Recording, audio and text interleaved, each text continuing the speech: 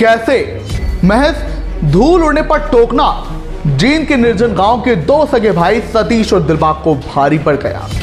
कैसे अपनों को ही टोकना उनके लिए जानलेवा साबित हो गया, वो अपनी जान से हाथ गंवा बैठे। और आखिर क्यों ये धूल उड़ना वो जानलेवा इनके लिए साबित हो गया कि एक दोहरा हत्याकांड, डबल मर्डर जींद के निर्जन गांव में हो गया। और क्या महज धूल उड़ना का ये जो विवाद था, धूल उड़ने पर टोका जब गया, तो क्या वही इस हत्याकांड के पीछे की वजह है या कुछ और भी बात है?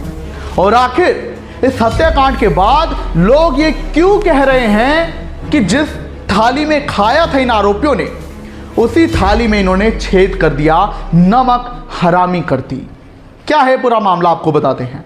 नमस्कार, आप देख रहे हैं द हाट, मैं हूं आपके साथ ओम पांडे। तो देखिए, जींद के निर्जन गांव में एक दोहरा हत्याकांड बीते दिन हो गया, जहां गैस एजेंसी के मालिक दो सगे भाइयों की गोलियों से छलनी कर बेरहमी से हत्या कर दी गई और उनके बेटे तक को निशाना बनाया गया। उनके बेटे की गाड़ी पर जमकर गोलियां बरसाई गई, धड़ाधड़ गोलियां बरसाई गई। हालांकि वो जैसे तैसे बच गए, उनका बेटा मोहित, इस कांड में, लेकिन सतीश और दिलबाग अपनी जान गंवा बैठे।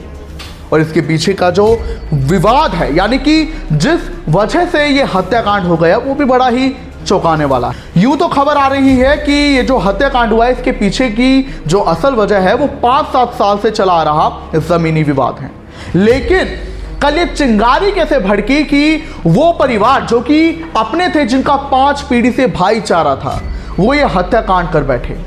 आपको ये भी बताते हैं। तो देखिए, अब ये जो हत्याकांड की वजह सामने आई है उसमें यह है कि जब सतीश और दिलबाग अपनी गैस एजेंसी के सामने बैठे थे, तो आरोपी सुरेश का बेटा मोहित दौड़ाकर अपनी गाड़ी लाया, जिससे धूल उड़ पड़ी।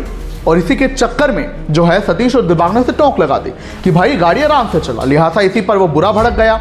इसके बाद जो है वहां पर मारपीट शुरू हो गई। आरोप यह है कि सुरेश और उसके बेटे मोहित और अन्य आरोपियों ने सतीश और दिलबाग के साथ मारपीट की, उसके परिवार के साथ मारपीट की, जिसके बाद वहां पर पुलिस भी पहुंची और यह मामला तब शांत भी हो गए।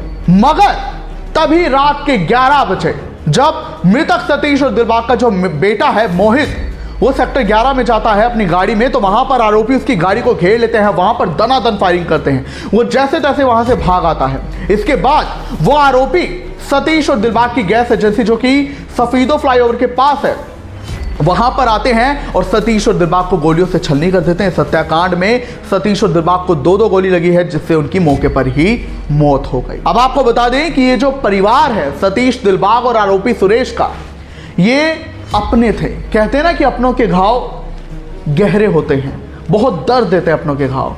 तो आपको बता दें कि ये परिवार का भाईचारा अब कुछ सालों से नहीं बल्कि 5 पीढ़ियों से था। जी हाँ, पोता, पिता, बेटा, दादा, परदादा, ये सब परदादा 5 पीढ़ी से इनका रिश्ता चला आ रहा था। गांव के लोगों ने जानकारी दी है कि जो आरोपी है सुरेश, उसका परिवार जो है उसे भी मृतक सतीश और दिलबाग के परिवार ने यहां बसाया था 5 पीढ़ी पहले। जी हाँ, सतीश और दिलबाग के जो दादा रहे होंगे, तो उन्होंने उसे बसाया यहां पर। आरोपी सुरेश के परिवार को निर्जन गांव में उन्हें रहने के लिए जमीन तक दी, उनके परिवार को बढ़ाया। लेकिन किसे पता था कि 5 पीढ़ी बाद ये विवाद ऐसा बढ़ेगा, जमीनी विवाद ऐसा होगा कि अपने ही अपनों की जान ले लेंगे। और इसके पीछे जो जमीनी विवाद बताया गया है वो भी आपको बता देते हैं। तो जानकारी यह है कि अक्टूबर 2024 में जो मृतक है सतीश और दिलबाग, इन्होंने अपनी जमीन पर कॉलोनी कटवाई। उसके बाद इसे नगर परिषद से मंजूरी मिल गई और ऊपर से फ्लाईओवर के पास ये कॉलोनी बसी थी, तो वहां पर जमीन के रेट करोड़ों में चले गए। ये देखकर सुरेश को भी हुआ कि जो मेरी जमीन है मैं भी इसे करोड़ों में बेचूं, अपनी कॉलोनी बनाऊं। तो वहां पर लेकिन बात क्या हुई थी, विवाद बढ़ा कि सतीश और दिलबाग ने वहां पर उनकी गली जहां से जा रही थी वहां पर दीवारें खड़ी कर दी, जिसके बाद ये नगर परिषद में भी मामला गूंजा और वहां से फिर नगर परिषद के अधिकारी आए और ये दीवारों को हटवाया। लेकिन तब से दोनों परिवारों में जो है रंजिश हो गई और जब बीते दिन महज धूल उड़ने पर उसे टोका गया आरोपी के बेटे को, तो ये डबल मर्डर हो गया। और ये मामला अपने आप में, ये हत्याकांड अपने आप में बयां कर रहा है कि अपने ही अपने नहीं होते हैं और थाली में छेद करने वालों की शक्ल कैसी होती है, चेहरा क्या होता है, वो ये हत्याकांड बता रहा है। क्या कुछ आप कहेंगे, मैं जरूर बताएं।